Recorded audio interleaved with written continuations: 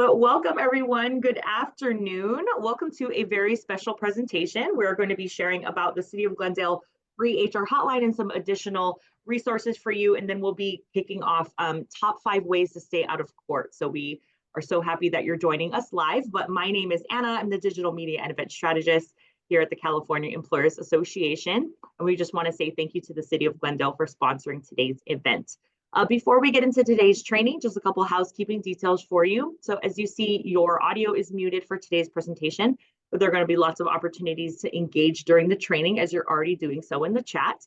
But if you have any questions about the content today, you can enter those into the Q&A box at any time. You can also put those into the chat box. I'll be here the whole time supporting our presenters today. So you can put those in and we will make sure that we address them as we go. Handouts will be dropped into the chat box shortly. So once you see a file name pop up, you can click to download and it should download locally to your drive. I'm actually going to be putting 2 PDFs in there. And again, if you have any issues accessing that PDF, please just ping me in the chat and I'm more than happy to get those to you in an alternate way.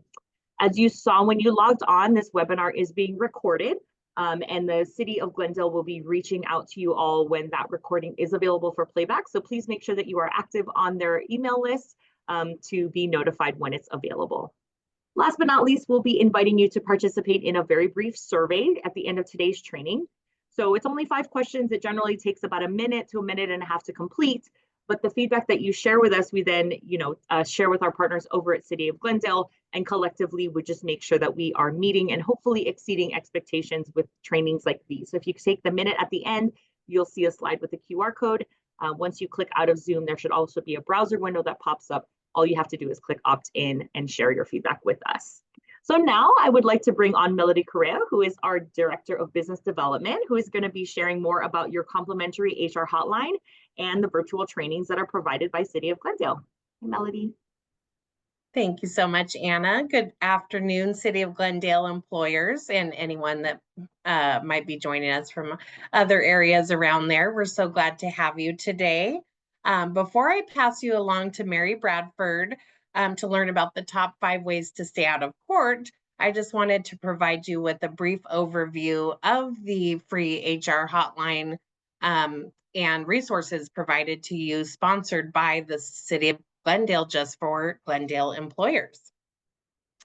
So just a little bit about California Employers Association. Our mission is to provide peace of mind to employers. So we assist with all HR questions in the employee life cycle, from hiring to firing and everything in between. We typically take upwards of 2,000 calls per month from employers across California. So this is a fabulous resource that Glendale has provided to employers in Glendale, which is typically a member benefit of CEA. So this is your tax dollars at work. So we encourage you to use all of the resources available to you, sponsored by the City of Glendale. So what topics keep employers up at night? As I'm sure you know, that is a very loaded question. And there's a lot of topics that you might find yourself having a difficult time navigating, especially in California, where things can get a little bit more complicated and things are constantly changing. So we've got some resources to help you with that. So like I said, our goal is to provide you with peace of mind with the answers to your questions about anything in that employee life cycle. So just to give you kind of an idea of the types of calls that are received on the hotline by our HR advisors. And if it's not listed here, please feel free to call anyway. If you're not sure about something, if we can't answer your question for you, we can provide you with some resources that might help you get that question answered. So some of those calls that we receive are regarding benefits, employee relations, handbooks and policies, hiring, firing, investigations, ADA and leave laws, termination, training, wage and hour laws, and workers' comp. So these are just a few of the areas that you can call and chat with our advisors about. But like I said, I encourage you, if you're not sure, anything you have a question on, you can call our advisors. We'll point you to what the law says and we'll walk you through best practices. So included in the hotline, of course, are 4 quarterly webinars. You are on one today. So definitely keep an eye on the City of Glendale website, which we will have in a few slides after this that you'll have access to. So you can always find out what is coming up next. And then, of course, the HR hotline that you can call in with any compliance questions. So the process, so you have a dedicated number as a Glendale employer. If you don't have that number handy, I highly recommend jotting it down on a Post-it note, printing it out, having it somewhere handy on your desk. So when those issues arrive, you can quickly call and get some peace of mind there. So the number for City of Glendale employers is 1-866-248-3074. And our advisors can help you in English or in Spanish. And you can call that hotline Monday through Friday, 8 a.m. to 5 p.m., of course, Pacific time.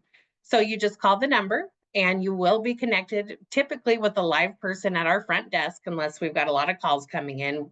We do suggest that you leave a message because we'll still get you in the queue and get your call returned.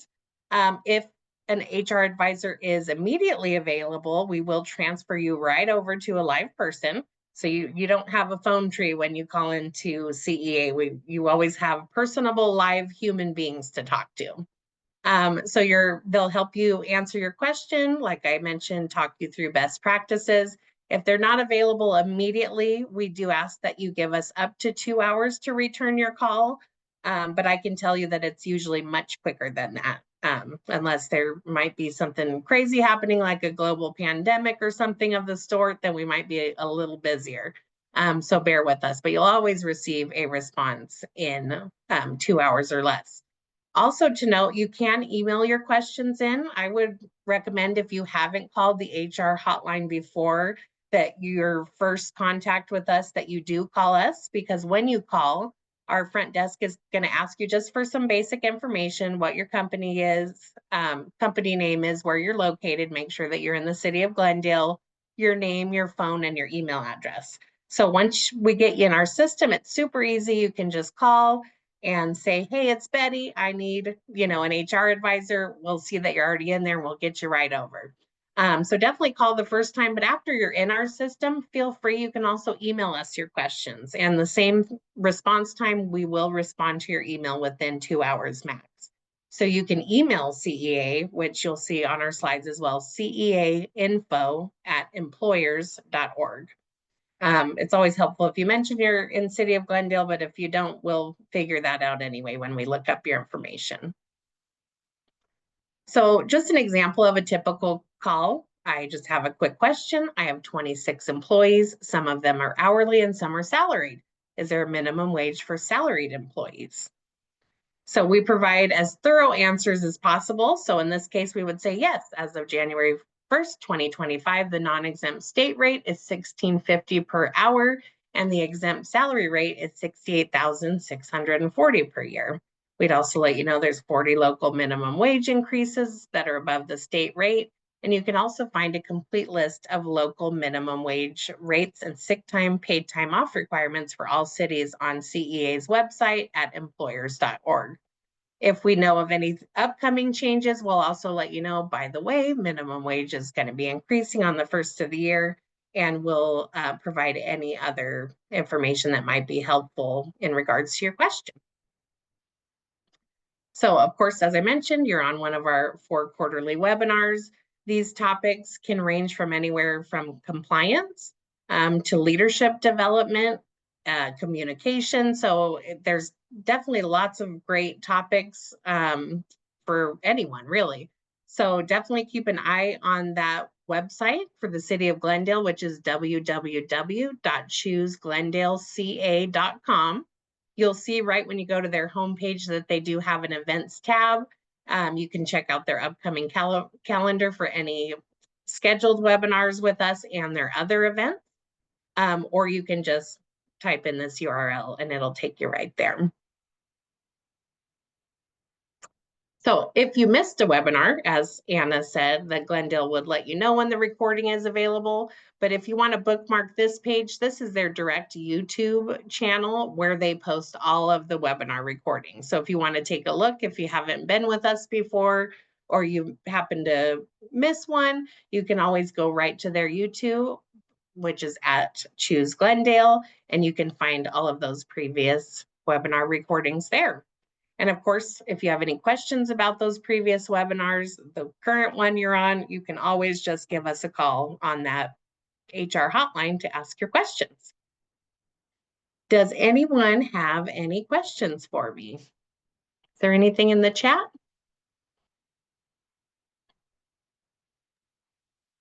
No, I think we are all caught up. Anna has been dropping in some helpful links into the chat box, and I've been answering a couple of questions in the Q&A. So I think we're good. Awesome. Thank you, Anna. Thank you, everyone, for joining us. And now we're going to get to the good stuff. And I'm going to pass you along to our fabulous Director of Human Resources, Miss Mary Bradford. Perfect. Thank you so much. Let me get the screen going here.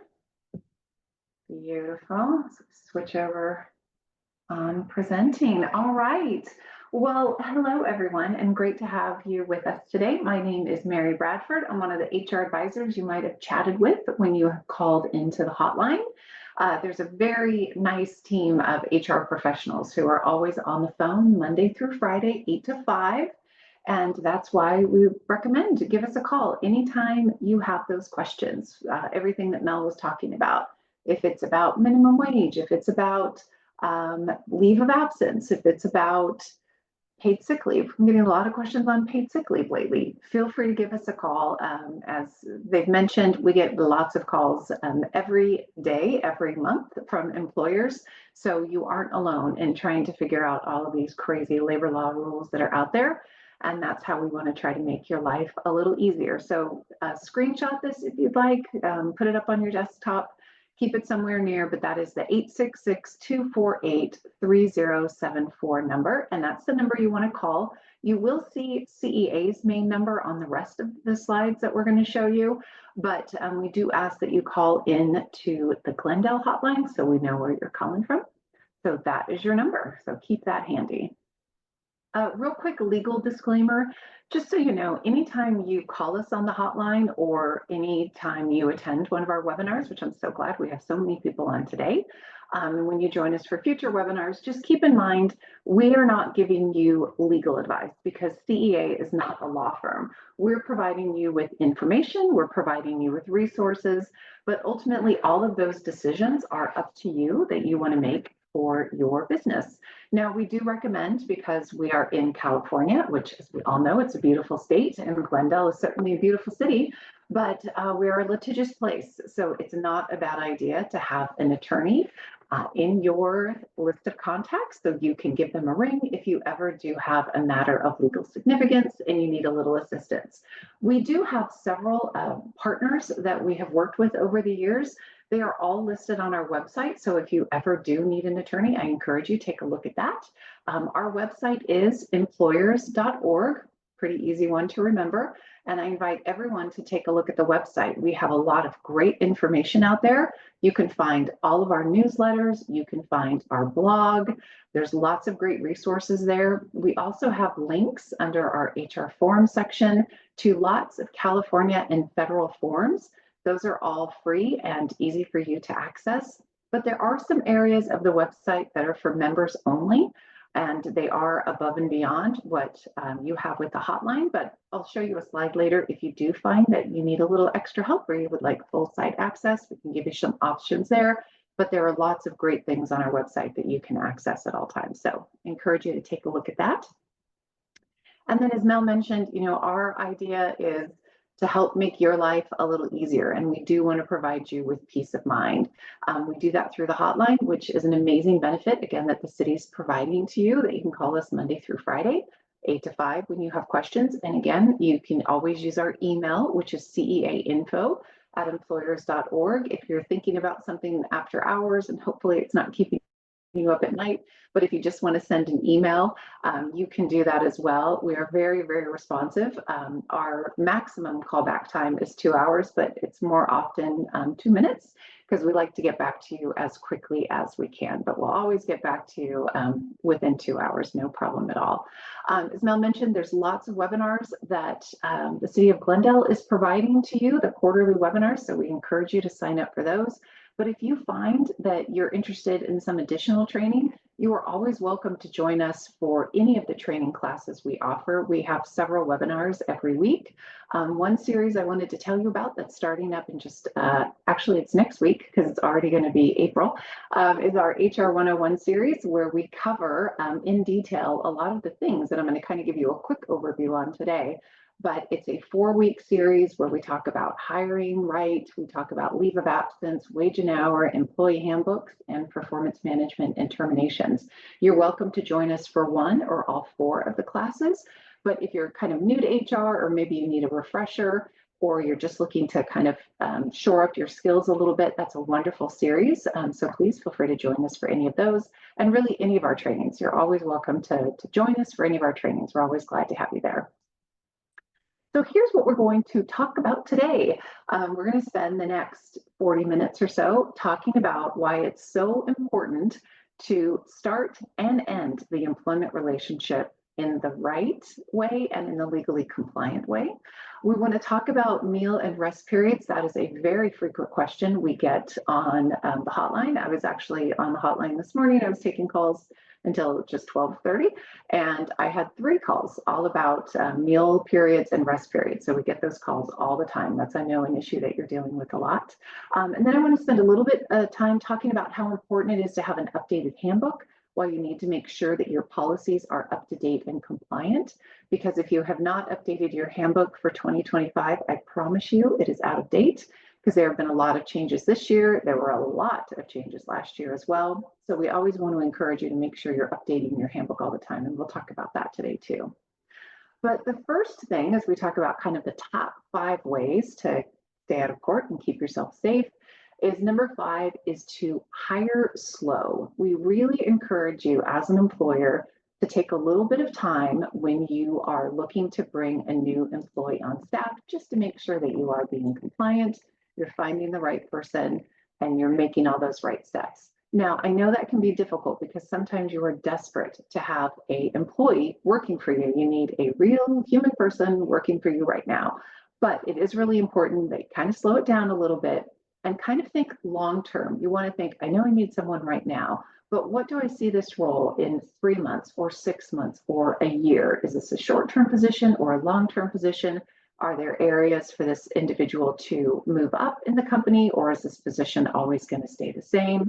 Because we really do need to decide what we're looking for. And that also comes down to part-time, full-time, what is it we really need? Because you want to make sure you're hiring the right person for that job.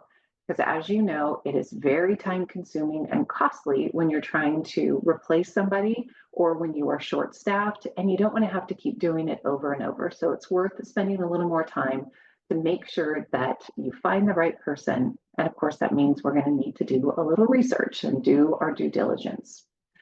One of the other things that we like to remind employers about is be very careful in that hiring process.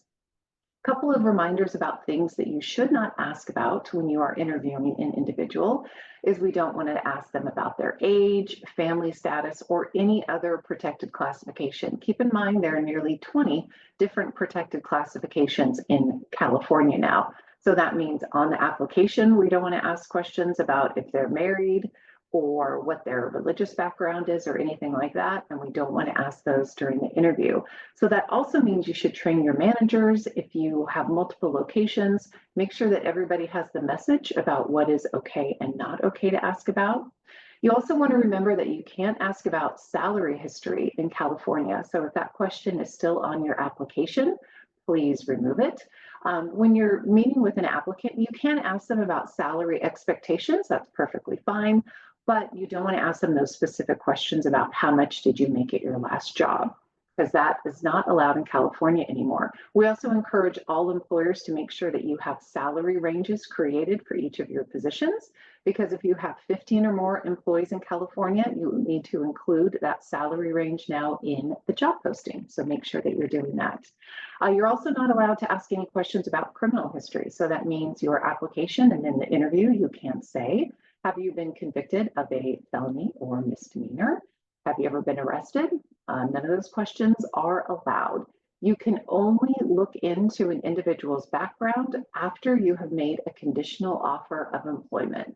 So it's a conditional offer that says, we'd like to give you this job, but only after you successfully pass a background check or pre-employment drug screening, for example, then you'll be able to start working for us. And of course, as a little reminder, please make sure you wait until you get all of those results back before you have an employee start. It's a much safer practice. When it comes to interviewing, make sure you're really focusing on the job, which is why we always recommend that you have job descriptions for each position, because you want to focus on, is this individual the most qualified person and meets the essential functions and requirements of this job? That's what you want to take a look at. That keeps it very objective, that keeps it fact-based, so that minimizes your potential exposure for claims of discrimination, because you're sticking with the facts and what that position needs as far as the skills and responsibility, education, background, etc. Now, we do have a very nice employee orientation checklist on the CEA website that you can access that will remind you about that new hire process. A couple of other reminders when it comes to best practices in the hiring world, which I know it can still be a challenge for many of you. I know we've got a lot of people with lots of different industries that you're dealing with, and it can still be a very tough recruiting market in certain areas. So think about offering a couple of options when it comes to flexibility with scheduling. That's very popular these days. Another thing to remember is when you're going through that interview process, it's a great idea to talk about all of the other benefits you offer as an employer. Sometimes you may not be able to have this salary at the highest level, but maybe you have a wonderful vacation program, or maybe you have a great 401k program. So I always recommend when you're going through that interview process, sometimes we get really focused on just what that salary number is, but you should really be looking at that total compensation, because it does add a lot of benefit and a lot of value to individuals when they're looking to interview with you. Also, another reminder, make sure you have a good new hire orientation process. So when somebody is coming on, when you're doing your onboarding, make sure you're setting all those expectations, you're introducing them to people, you're giving them a mentor or a buddy, so that you're really setting them up for success, because it can make a big difference in having a healthy employment relationship with your individuals when they start working for you. I know it's tempting, you hire someone and you think, oh, finally there's somebody here, I don't have to worry about them anymore. But we do recommend you do often check in with that individual, and 30, 60, 90-day reviews are a good idea for those new hires, just so you can check in to make sure everybody's doing well. Also, as part of that new hire orientation, make sure you've got your employee handbook ready to go that you provide to them, and you want to get an acknowledgement form that they have received that, and they know what policies they need to follow. Of course, make sure you give them all of the required hiring documents, and make sure you get everything signed off that you need to have. So you're really telling that employee, this is important to us, we're going to make sure we're compliant, here's our handbook, here's our policies, here are all these state forms that you need to have, and then I want to have you sign off acknowledging that you've received everything. So it does start that everything off on the right foot, so you're setting everybody up for success. All right, number 4, California's many leave laws that we have. We do have more than 20 different laws in California. They all vary widely. It depends on your employee headcount. It can depend on where you're located or where your employee is located. And there's a lot of different things you have to consider when it comes to leaves of absence.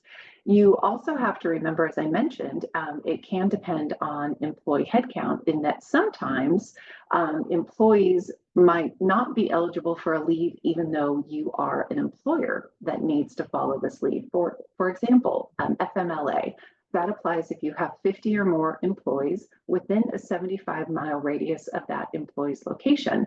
So you might be an employer that has a location in Glendale that has 20 employees, and maybe you have 50 employees in Sacramento. So you do have a total of 70 employees, but your Glendale employees actually wouldn't be eligible for FMLA because they're not at a location that has 50 or more employees within a 75-mile radius. So that's why we have to really check on each of these leave requests when they come in. We always want to make sure you have a conversation with an employee and they come in and they say, hey, I need to take off 3 weeks. You don't want to automatically shut them down or say, no, we can't do that. You want to get some information and find out, well, why do you need to take this leave and how much time are you requesting? And then you start going one by one over all of those different potential leaves. And then, of course, everybody is probably very familiar with paid sick leave since it's been around for about a decade now. We're coming up on the 10-year anniversary of paid sick leave. But I do want to remind everyone about paid sick leave because I was just talking with a member today about a paid sick leave that they are not managing properly. So here is your reminder. All of your employees need to receive 5 days or 40 hours of paid sick leave, whichever is greater. Now, when it comes to whichever is greater, that means if your employee usually works a 9-hour day or a 10-hour day, if you're under an alternative work week, for example, then your employee, if they're eligible for 5 days, a day to them is a 10-hour day, they would be eligible for up to 50 hours of paid sick leave. So again, you want to look at the 5 days or the 40 hours, whichever is more generous for the employee. When it comes to how you can give your employees paid sick leave, a couple of options. They can either accrue 1 hour for every 30 hours that they work, or you can give them a lump sum of 5 days 5 days or 40 hours, again, whichever is greater, every 12 months. And that balance can reset when you are doing the lump sum. If you're doing the accrual option, then that is a rolling balance. So they accrue 1 hour for every 30 hours. It can be capped at 80 hours for the accrual. You can still limit them to 40 hours per 12-month year, but it does have to go a little higher for that accrual cap. So depending on which plan, you need to make sure you're managing it properly. You can have 2 different plans if you would like. So for your full-time employees, for example, you can say full-time employees, we just do a lump sum. Our part-time employees, we allow them to accrue. So you do have options there. When it comes to your new hires, you can have them wait until their 90th day. Since normally within 90 days, you have an idea if that person's going to work out or not. So you can have them wait until their 90th day before they're able to use paid sick leave. The good news with paid sick leave, it is not paid out at termination. But if you do rehire an individual within 1 year, you have to reinstate whatever their accrued balance was when you rehire them. So keep that in mind. We could spend an entire hour talking about why we discourage you from combining your vacation and your sick into one plan. If you do have a sometimes called a PTO plan or a paid time off plan where it does include vacation and sick, it's an all-in-one plan. Keep in mind that PTO plan must meet the requirements of paid sick leave in addition to the vacation requirements in California. So be very cautious with that. If that's something you're doing, if you do have a combined PTO plan, give us a call on the hotline and we would be happy to try to talk you out of it, or we will be happy to give you the steps with what you should do to maybe consider changing that or things to look out for if you are set on keeping it. We do have a couple of different local ordinances in California. So if you have employees in different cities, they might have their own paid sick leave requirements. So I encourage you to look into that. We do have a fact sheet on that on our website that you can also access. Specifically Southern California and the Bay Area, a couple of cities there have their own rules. And of course, you want to make sure if your employees are working in those locations, you are following whatever those guidelines are. Also, when it comes to leave of absence, we do have a wonderful leave of absence toolkit that we have on our website. I know we have some CEA members who are on, so you can access that for free as part of your membership. But if you are not a CEA member and you're just calling in through the hotline, you can actually purchase that leave of absence toolkit. And that is a very handy tool. It takes you step by step through the leave of absence process. Encourage everyone, if you're managing leaves, to use that. It makes your life a little easier. All right, let's talk about number 3. We want to ensure that we are properly classifying our employees. There have been some very big lawsuits over the past couple of years with misclassifications. A lot of it actually started with Starbucks when they were misclassifying their managers because they were going by the title. They said, oh, well, their title is manager, so obviously they must be exempt, when in fact they were just a high-level barista who was somewhat managing people, but they weren't necessarily meeting that requirement when it comes to what it means to be an exempt employee. So they had a big payout.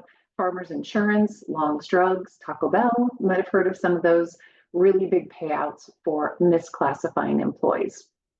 So this is why we need to make sure that we are always classifying our employees correctly.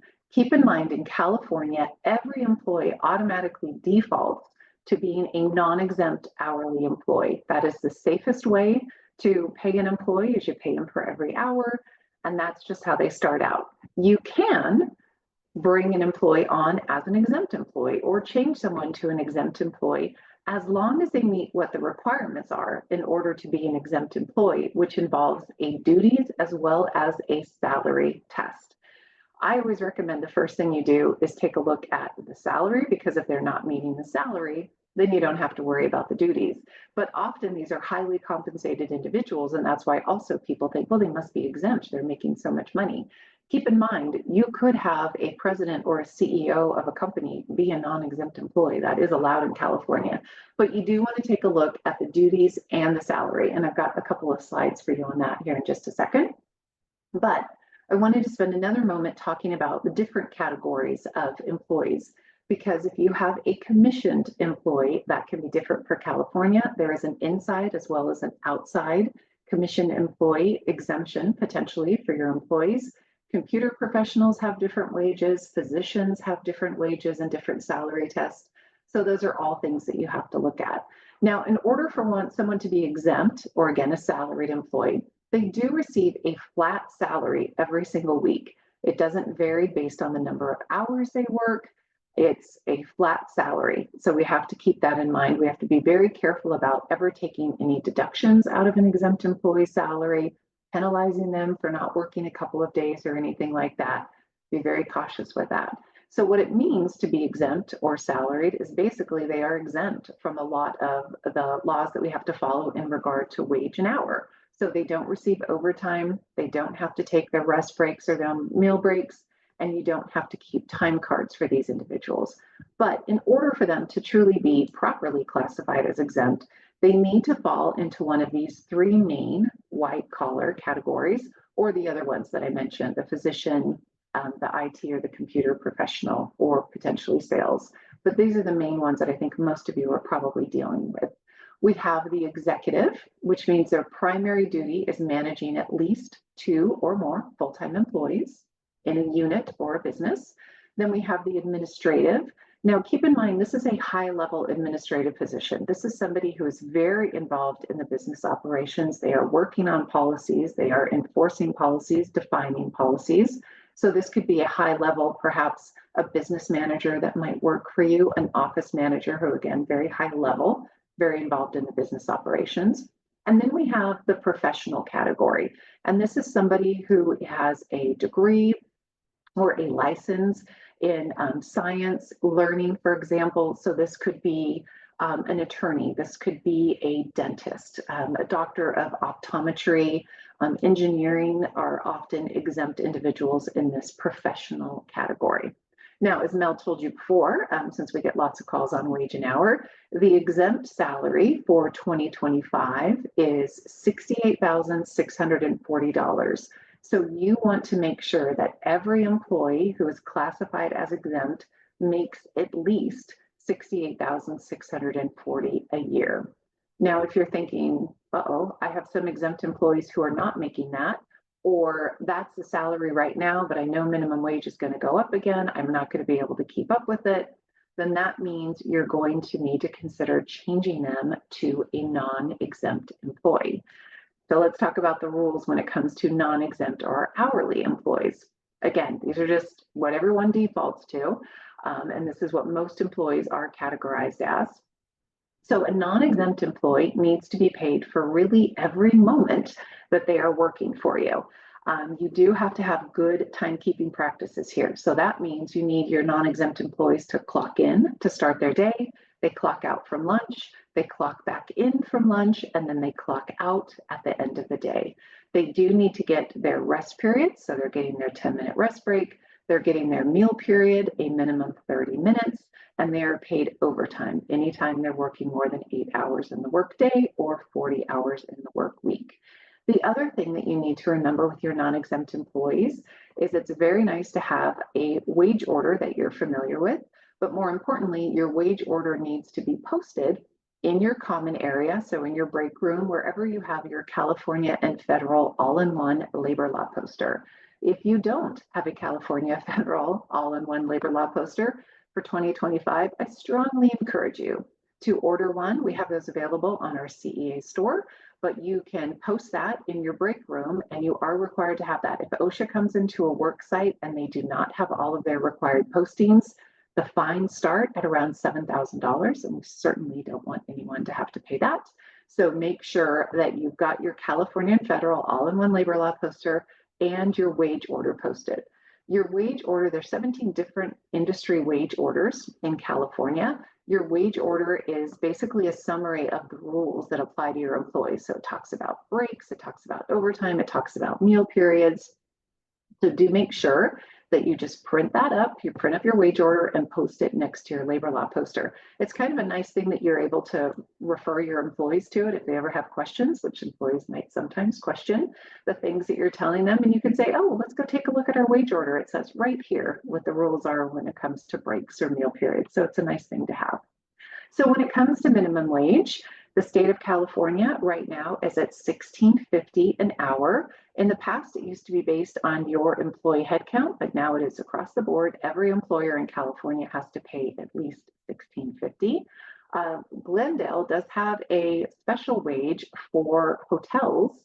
If there are 60 or more rooms, your employees need to be at $20.32.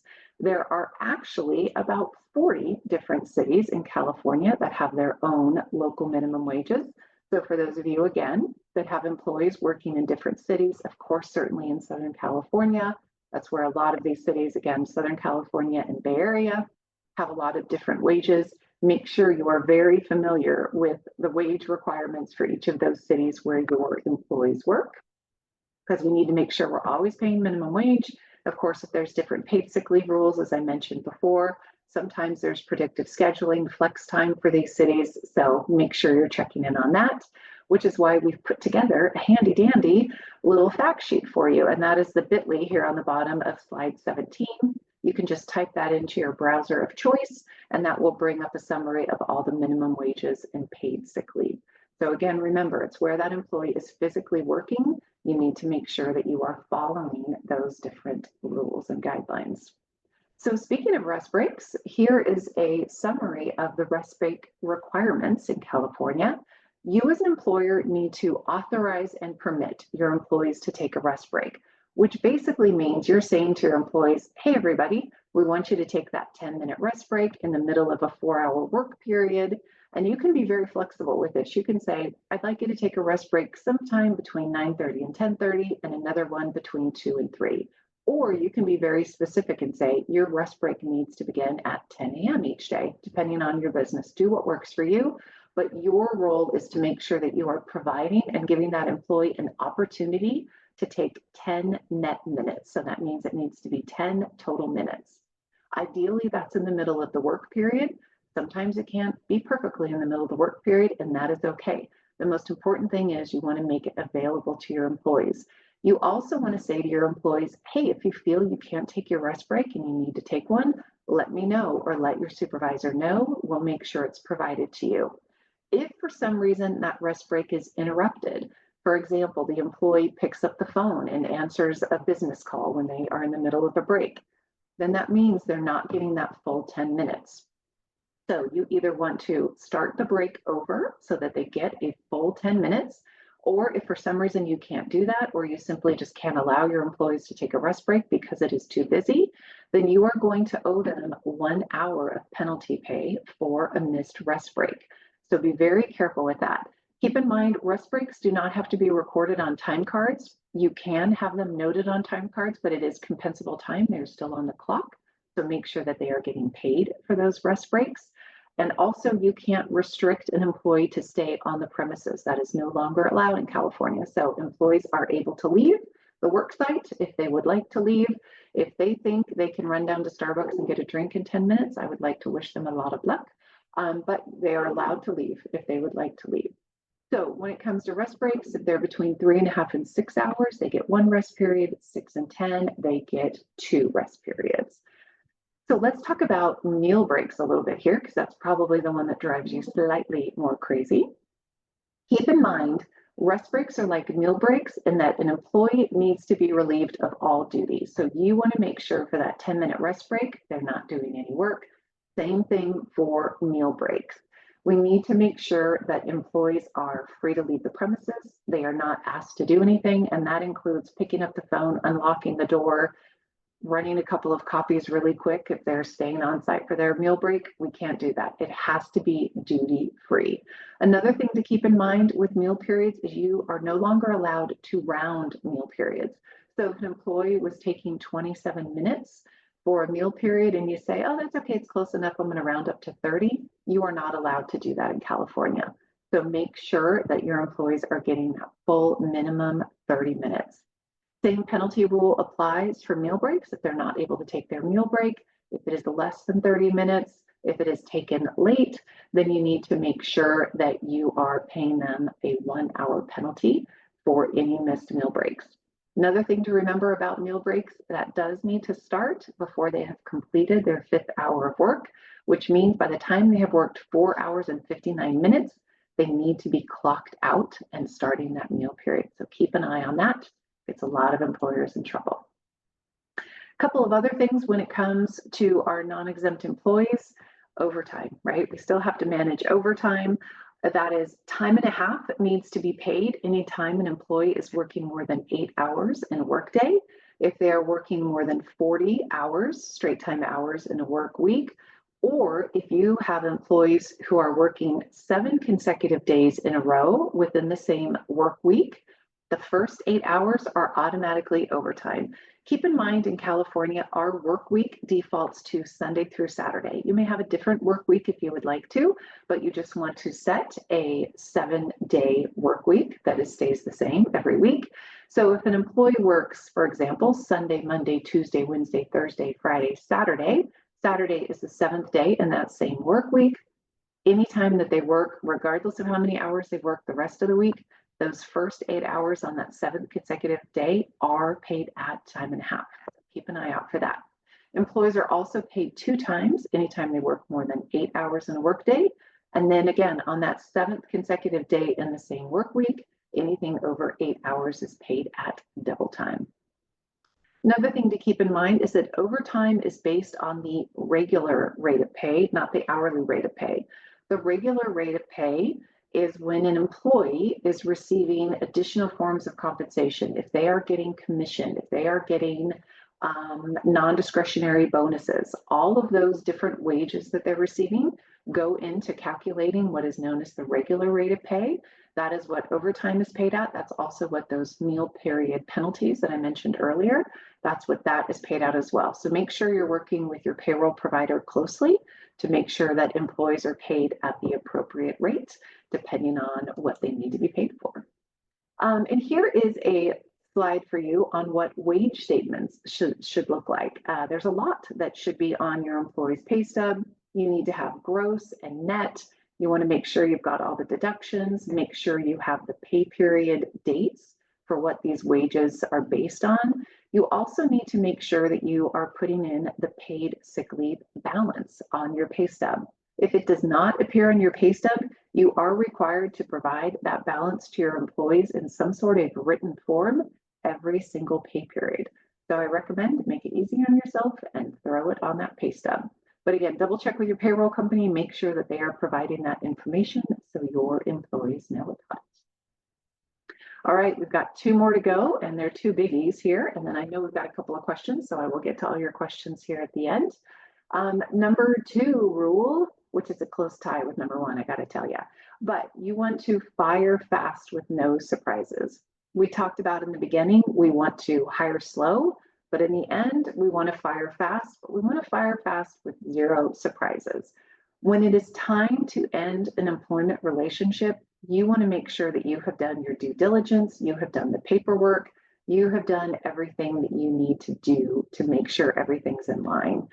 So that means if you have an employee that has a performance issue, if you have an employee that's continually missing work, showing up late, having general performance issues, they're not meeting the essential functions of the requirement of the job, for example, everything that's outlined in your job description, then that means that we should have had coaching sessions with that employee. We should have write-ups with that employee where we've given them a verbal warning or a written warning or a final written warning that there is some sort of performance issues. Terminations should never be a surprise to your employee unless you're doing a layoff due to business operations or something else has happened. But when it comes to performance issues, when it comes to attendance, when somebody is not meeting the essential functions of the job, I strongly encourage you, make sure that you have written them up, that you've got some sort of documentation. Now, there might be situations where you can't write somebody up. Maybe somebody does something so egregious that they need to be terminated and you just exercise your at-will right.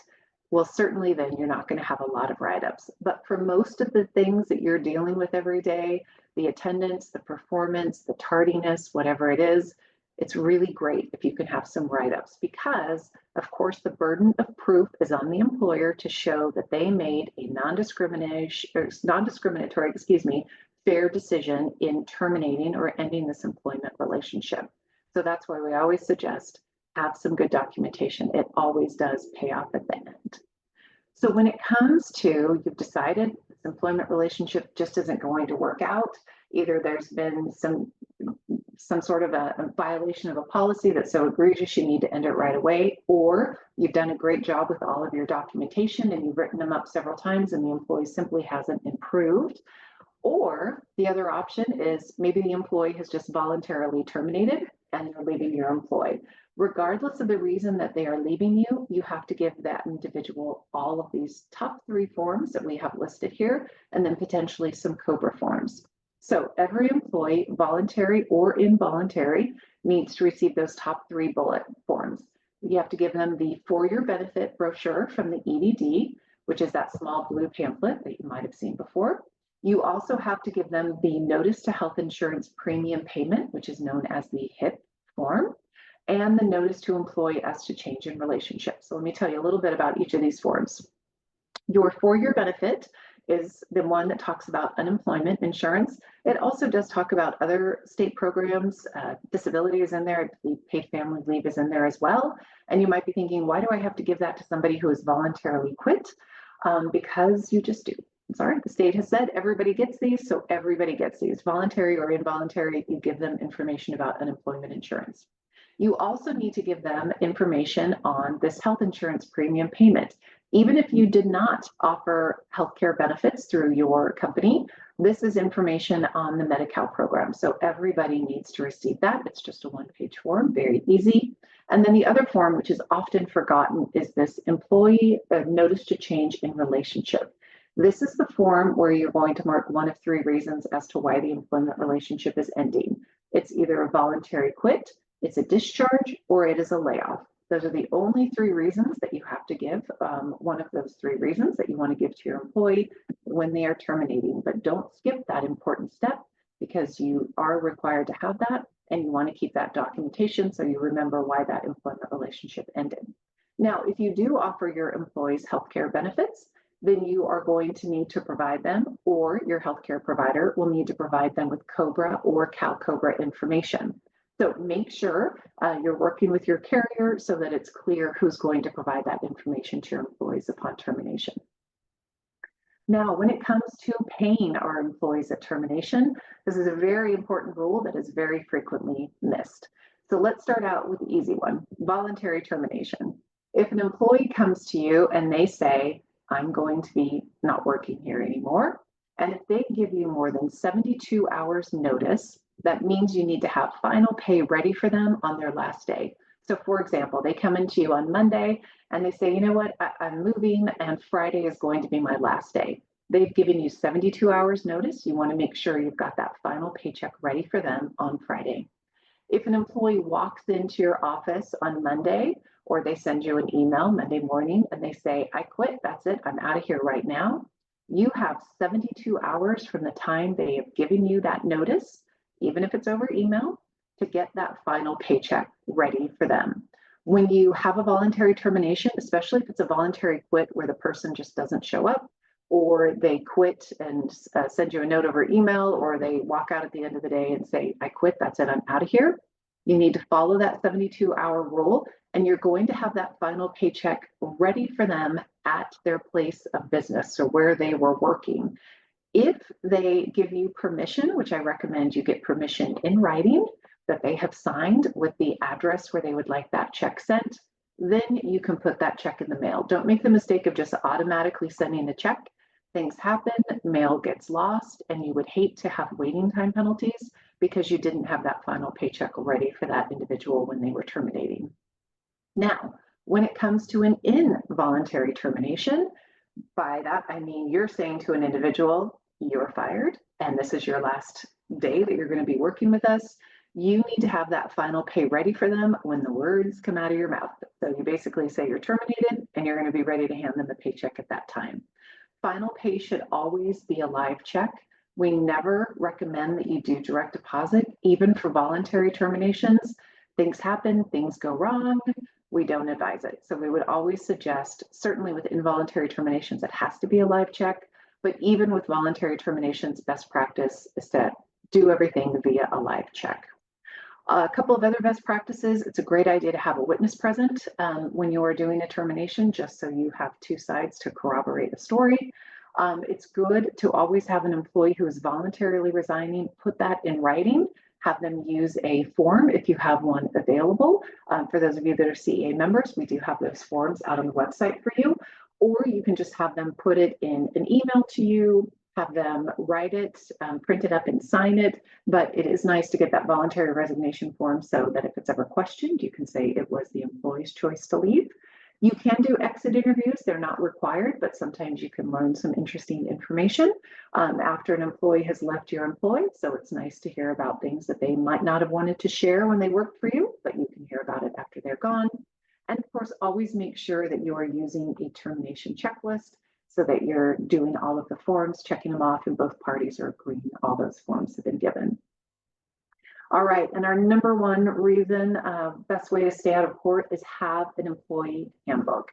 It is your sword and your shield. It is where you spell out what all of your policies are. It is how you fair and objectively manage those policies and hold everyone to the same standards.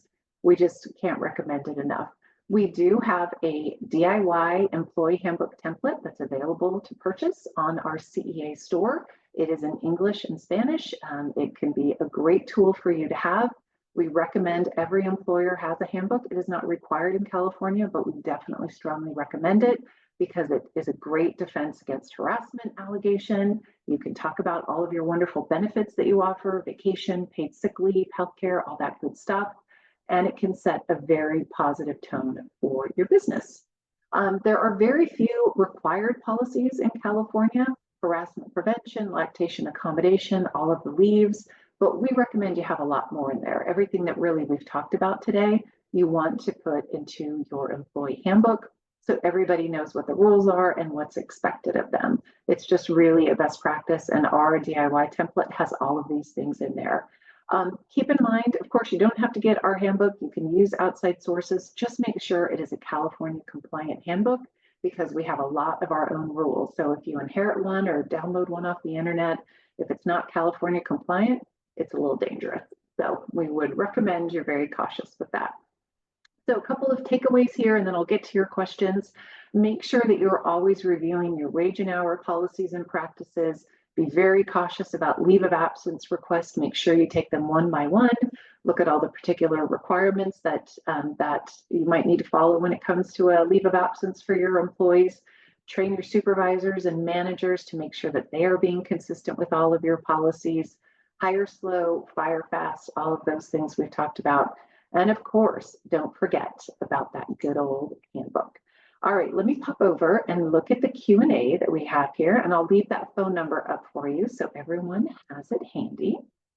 All right, and if Zoom will cooperate with me, there we go. All right, so how do we want to handle rest breaks when an employee is caring for someone that is medically fragile and cannot be left alone at any time? So it's possible, depending on your industry, there might be some different requirements when it comes to rest breaks. So that would be a good reason to give the hotline a call. We could take a look at your wage order, and also when it comes to, I'm assuming this is a home care issue, there are some different stipulations there. So we'd be happy to help you out with that. What about meal break waivers for employees who are working between 5 and 6 hours? Great question. If your employee will work 6 hours or less, you can do a meal break waiver. Where both parties mutually agree to waive that meal period. You do want to have that in writing. You want to also allow either party to revoke that at any time they want to. But yes, you can do meal breaks in certain situations, but you want to make sure they are managed very, very carefully. Let's see, if an employee consistently avoids taking their rest period, resulting in a penalty, can it be grounds for termination? So this is where we have to take a look at it one by one. We have to see, was the rest period provided to the employee, and was it the employee's choice to not take that rest period? If you as an employer can show that the employee was able to take their rest period, but they chose to not take their rest period, then that's the employee's responsibility. Same thing when it comes to meal periods. If an employee is choosing not to take a meal period and it is available for them to take, and they were free to take it, they decided not to take it, you wouldn't necessarily need to pay that meal penalty. And also, if you have a well-written policy that says we want our employees to take meal periods before they've completed their 5th hour of work, then yes, you're looking at a policy violation, which could be grounds for disciplinary action up to and including termination.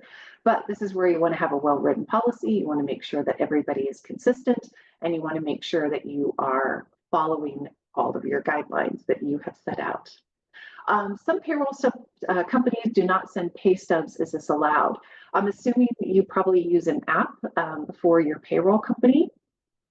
So apps are fine, but the thing is, if they don't send a pay stub, you want to make sure that employees always have access to that pay stub, and they have access to a printer where they could print up any pay stubs that they would like to. So you can do that. You just want to make sure that employees can access it if they need to. And if they ever want to print one up, if they ever come to you and say, can you please print a copy of my pay stub? I would say, absolutely, I would be happy to do that. So just make sure it is available to your employees. All right, fantastic. Well, as I mentioned, here's a quick slide. If you're interested in a little more assistance outside of the hotline, or if you would like to have full access to our website, that would involve having a CEA membership. So give us a call. We would be happy to talk with you about that.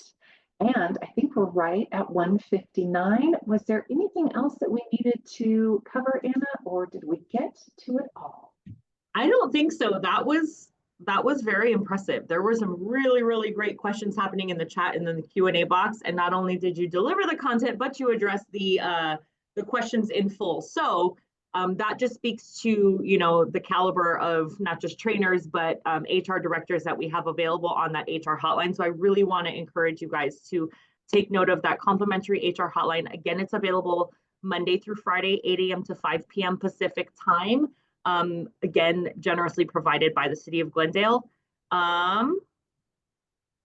Looks like we have one more question coming in. Hopefully we can get that in, but I know that we are nearing the end here. So I do want to say thank you to Sevek and the entire team over at City of Glendale for sponsoring today, and again for generously providing that HR hotline for employers in your area. Thank you, Mary, so much for sharing your time and expertise. Thank you, Mel, for taking us through the ins and outs of that HR hotline, as well as a series of trainings. If you do call into that HR hotline, maybe you will have the pleasure of working with Miss Mary directly, but any of our trainers and HR directors, excuse me, will make sure that you are taken care of, and we give you the best guidance we possibly can. So let's see, is there a link you can send?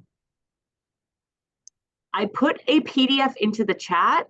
If you scroll up a little bit, let me see if I can copy it again. Sometimes it doesn't let me copy things. Nope. Hold on 1 second. 1 second. See how fast I can type. Oh, I just saw that. Oh, a link to send part-time employee sick days and vacation. So if the general question is, this one? do you have to offer paid sick leave to part-time employees? Yes, you do.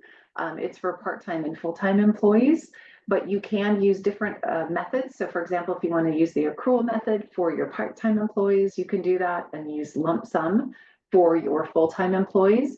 When it comes to vacation pay is at the discretion of the employer. So if you want to say you must work 30 hours a week or more in order to be eligible for vacation, you can do that. So you can have a carve out that says that benefit is not available for part-time employees when it comes to vacation, but paid sick leave is required for everybody. Perfect. Okay, well said. Awesome. Well, again, if you're like me, after the training, you always think of a question like, oh, I should have asked this while I had the ability. You still have a few hours left in the day to catch one of our HR directors, and obviously available Monday through Friday, 8 a.m. to 5 p.m. So we really hope to be able to work with some of you on that HR hotline, and we look forward to seeing you on another training. You will be getting a survey after you close out of Zoom here. So we really encourage you to share your feedback with us. And that's also going to be the opportunity where you're able to suggest what you would like to learn in the future, what we can provide you with. So that is your space to do so. So with that, I want to say thank you all for sharing your afternoon with us, and we look forward to working with you again soon. Thank you all. Cheers.